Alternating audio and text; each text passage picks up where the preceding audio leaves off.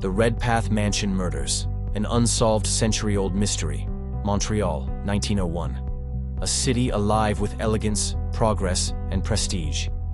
Beneath the grand skyline and gaslight streets lay wealth, power, and secrets. But on a warm summer evening, June 13th, a brutal act shattered the illusion of gentility. Two women, bound by blood, were found lifeless in their stately home. No sign of forced entry, no clue left behind.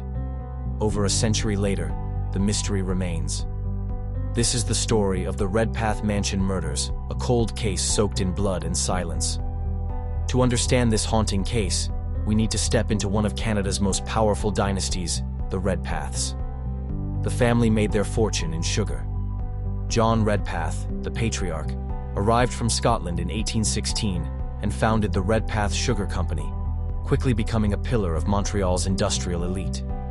His wealth built not only factories and roads, but legacies. By 1901, the family lived in a magnificent mansion on Sherbrooke Street. It towered in the Golden Square Mile, Montreal's richest district.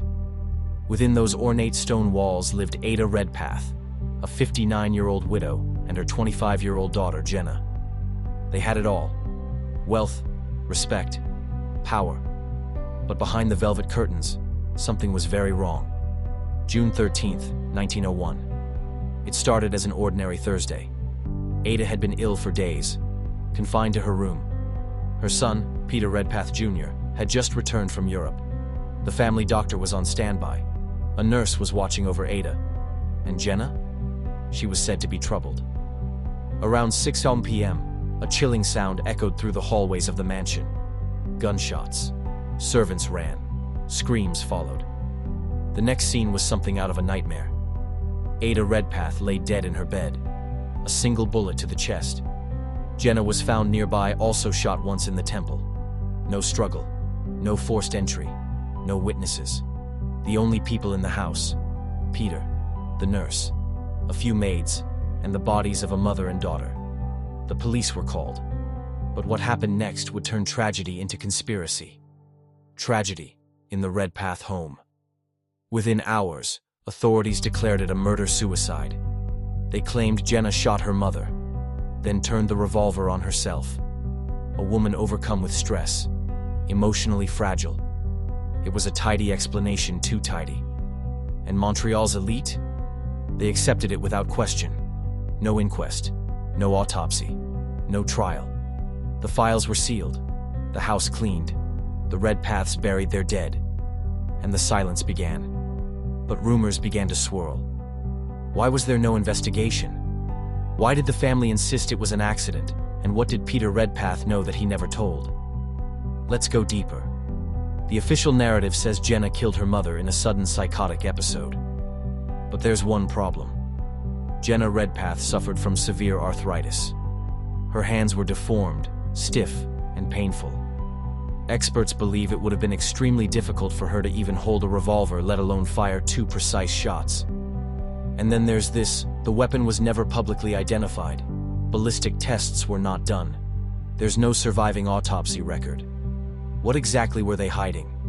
Some believe Peter Redpath Jr. may have been involved. He was in the house that night. He was the first to see the bodies. He also had the most to lose. You see, Ada Redpath controlled the family trust. And her death? It transferred control to Peter. Coincidence or motive? Peter Redpath Jr., 1865-1939. But there's no evidence directly tying Peter to the crime. He left for Europe again shortly after the deaths. He lived the rest of his life in comfort, never charged, never questioned again. Montreal moved on, but not everyone forgot. For more than a century, the case remained untouched. That is until Miriam Posner, a journalist and researcher, stumbled upon a reference to the murders in an old footnote. Intrigued, she dug deeper. But what she found shocked her. There was no police file, no coroner's report, no public archive. It was as if the murders had been erased. But Miriam didn't give up. She tracked down fragments, old newspaper clippings, private letters, family accounts, and she began to reconstruct the truth. Miriam said in her reports to her superior, "The more I uncovered, the stranger it became. A young woman, physically disabled, accused of cold-blooded murder. A wealthy family with deep political ties, and a city that looked the other way. In 2007, Miriam published her findings in a haunting article for the Beaver magazine. And suddenly the Redpath case was back in the spotlight. The mansion itself was demolished in 2014. An architectural tragedy, but also symbolic. Because just like the building, the truth about what happened inside has been lost to time. Or has it? Let's look at the leading theories. Theory 1. Jenna did it. The original police theory. Jenna, under psychological stress, killed her mother in a moment of rage, then took her own life. There's no denying Jenna had emotional challenges, but the evidence doesn't support this clean narrative. No gunpowder residue, no suicide note. And again, her arthritis. Could she have pulled a trigger at all? Theory 2. Peter did it. Peter had motive, control of the family estate. He had opportunity, he was in the house, and he had power. The Redpaths were close to law enforcement, bankers, and politicians. Did he silence his mother and pin it on his sister? There's no smoking gun, but also no investigation, which raises a final, chilling theory. Theory 3. A cover-up. What if the murders weren't just personal, but political? The Redpaths were Canada's elite, donors to McGill University, developers of Montreal's skyline, board members of banks and charities. A public scandal could have rattled more than just a family name. It could have shaken the foundations of Canadian high society. Was the truth buried to protect an empire? Time has eroded much of the evidence. The mansion is gone. The files remain sealed or lost, and the witnesses, long dead. But the story lives on, in whispers, in rumors, in questions that refuse to die. Who killed Ada and Jenna Redpath? And why was justice never served? Two women, a mother and daughter, trapped in a web of wealth, illness, silence, and violence. Whatever happened in that grand Montreal mansion, one truth remains: they never deserved to die that way. And we may never truly know why they did. The Redpath legacy lives on.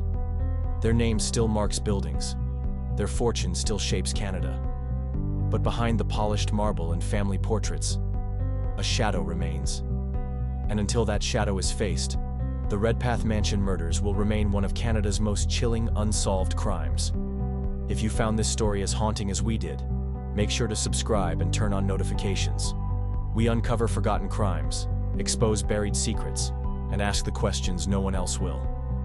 Until next time, stay curious, stay safe, and remember, every crime tells a story.